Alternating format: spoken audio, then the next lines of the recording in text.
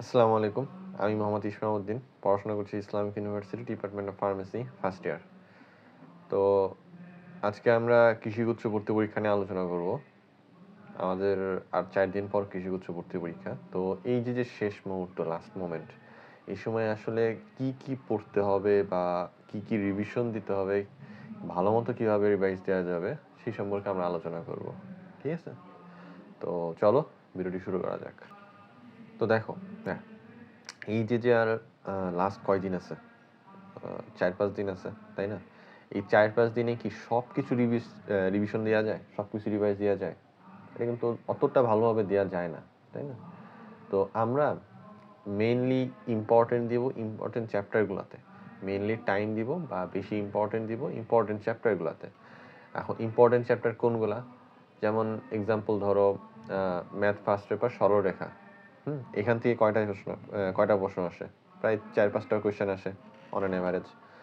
তো এখন তুমি এই যে লাস্ট মোমেন্ট, আর 4-5 দিন আছে, এখন এই সময় তুমি যদি ম্যাট্রিক্সের পিছনে 2 ঘন্টা দাও, আবার সরলরেখার পিছনেও 2 ঘন্টা দাও, তাহলে কি এই যে তোমার 2টা ঘন্টা তুমি স্পেন্ড করলা, 2টা ঘন্টা তুমি স্পেন্ড করলা বা ব্যয় করলা, এটা কি ইকুয়াল হয়? ইকুয়াল কিন্তু হয় না। হ্যাঁ, তুমি তোমার হইতে পারে তোমার ম্যাট্রিক্সের সমস্যা, কিন্তু এই যে লাস্ট মোমেন্ট, এই মোমেন্টটাতে তো তোমার অনেক বেশি ইম্পর্টেন্ট সময়, তাই না? তুমি এখন যেখানে সেখানে সময় স্পেন্ড করতে পারো না, টাইম স্পেন্ড করতে পারো না, তাই না? তো তুমি ম্যাট্রিক্সের পিছনে যদি 2 ঘন্টা দাও, পাশে সরলরেখার পিছনে 2 ঘন্টা দাও, তাহলে 2 ঘন্টার সময়, এই যে সময়টাকে কিন্তু তুমি প্রপার ইউটিলাইজ করতে পারো নাই। তুমি 1 মার্কসের পিছনে 2 ঘন্টা দিছো, তুমি 4-5 মার্কসের পিছনে 2 ঘন্টা দিছো। তো এই সময়টা, এই বিষয়গুলা, এই যে সময়গুলা নিয়ে হিসাব নিকাশ, এই বিষয়গুলোতে একটু খেয়াল রাখবা। এখন এই যে লাস্ট মোমেন্ট, এই সময় তো এমন না যে আমাদের খুব গ্যাপ আছে বা আমাদের পড়ায় অনেক বেশি গ্যাপ আছে, আগে পড়ি নাই, তা তো না। আমরা তো আগে পড়ছি, তাই না? আগে মোরলেস সব চ্যাপ্টারই পড়া হয়েছে আমাদের। তো এই যে টাইম ম্যানেজমেন্টের বিষয়গুলো, এগুলো একটু খেয়াল রাখবা। তাহলে কি, এই যে তুমি যখন রিভিশন দিবা, তো রিভিশন দেওয়ার সময় তুমি চ্যাপ্টারের ইম্পর্টেন্সটা বুঝে নিবা। ধরো তুমি বায়োলজি পড়তেছো বা বোটানি পড়তেছো, এখন বোটানি কোষ বিভাজন চ্যাপ্টার আর কোষ ও কোষের গঠন চ্যাপ্টার, দুইটা কিন্তু সেম না। হ্যাঁ, কোষ ও কোষের গঠন চ্যাপ্টারটাও বড় বা উদ্ভিদ সাহিত্য চ্যাপ্টারটাও বড়, এখান থেকে কোয়েশ্চেনও আসে বেশি। আবার কোষ বিভাজন চ্যাপ্টারটাও ছোট, এখান থেকে কোয়েশ্চেনও আসে কম। তো তুমি কোন চ্যাপ্টার কতক্ষণ পড়বা না পড়বা, এই হিসাবটা আগে বুঝে নিবা। হুম, সব চ্যাপ্টার সমান গুরুত্ব কিন্তু না। হ্যাঁ, এটা বুঝে নেবা। হ্যাঁ, তো এই যে তুমি প্রপার রিভিশন করাটা বুঝতেছো, বা কোন চ্যাপ্টার পিছনে কতক্ষণ পড়তে হবে বা টাইম স্পেন্ড কিভাবে করতে হবে, তো এই জিনিসটা তো তুমি বুঝতেছো এখন, তাই না? তুমি যদি এখন ফিজিক্স ফার্স্ট পেপার রিভিশন দিতে যাও, তখন কি তুমি সেই চ্যাপ্টার 1, 2, 3, 4 এভাবে আসবা, নাকি আগে নিউটনের বলবিদ্যা বা আগে কাজ ক্ষমতা শক্তি, দেন নিউটনের বলবিদ্যা, দেন ভেক্টর, পর্যায়বৃত্ত গতি, এইভাবে আসবা? এটা একটু বুঝে বুঝে করবা।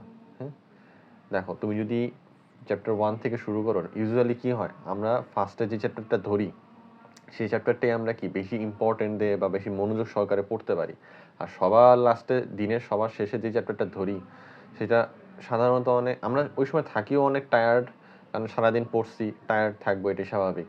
ওই চ্যাপ্টারটা দেখা যায় যে ইম্পর্টেন্টও কম দেওয়া হয়, অতটা ভালো মতো পড়া হয় না। হ্যাঁ, তো র্যাঙ্কিং করে নিবা আগে, কোন চ্যাপ্টার বেশি ইম্পর্টেন্ট সেটা আগে পড়বা। হুম, দেন হচ্ছে এই যে লাস্ট মোমেন্ট, এই সময় টাইম ম্যানেজমেন্ট, এক্সামের টাইম ম্যানেজমেন্ট কেমনে কি করবা, এটা বোঝার জন্য বা এটা বেশি বেশি প্র্যাকটিস করার জন্য মডেল টেস্ট দিবা। লাস্ট মোমেন্টে মডেল টেস্টে কিন্তু কোনো, মানে এইটা অনেক বেশি ইম্পর্টেন্ট। হ্যাঁ, এই যে ধরো আমার কথাই চিন্তা করো, আমি কিন্তু নিজেও 24-25 সেশনে কৃষি উৎসের আগে প্রায় 60+ মডেল টেস্ট দিছি আমি, 60+ বা 68+।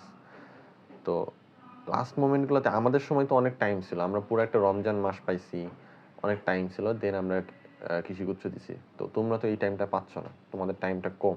এই যে কয়েকদিন আগে তুমি জাহাঙ্গীরে ডি ইউনিট দিছো, আজকে বা কালকে হয়তো জাহাঙ্গীরে এ ইউনিট দিবা। তো তোমাদের হাতে ওই টাইমটা কম। হ্যাঁ, কিন্তু এই যে কম টাইমের ভিতরেও প্রপারলি যতটা সম্ভব বেশি মডেল টেস্ট দেওয়া যায় দিবা। এখন টাইম কম তো তোমার একার জন্য না, সবার জন্যই টাইম কম, তাই না? তো যতটা বেশি সম্ভব মডেল টেস্ট দিবা। আরেকটা বিষয় নিয়ে আসি ভাই, কাট মার্কস। কাট মার্কস কেমন কি হবে? এখন চিন্তা করো, তুমি যদি 23-24 সেশনের কাট মার্কস দেখো, দেখবা যে এখানে 64, 65, 66 প্লাস মার্কস নিয়েও চান্স হয় নাই মেইন এক্সামে, জিপিএ সহ না কিন্তু, উইদাউট জিপিএ। তো 60, 67 প্লাস মার্কস নেওয়া হয় নাই 23-24 সেশনে, আবার 24-25 সেশনে দেখো 44 প্লাস, 42 প্লাস এরকম মার্কসে হয়ে গেছে চান্স।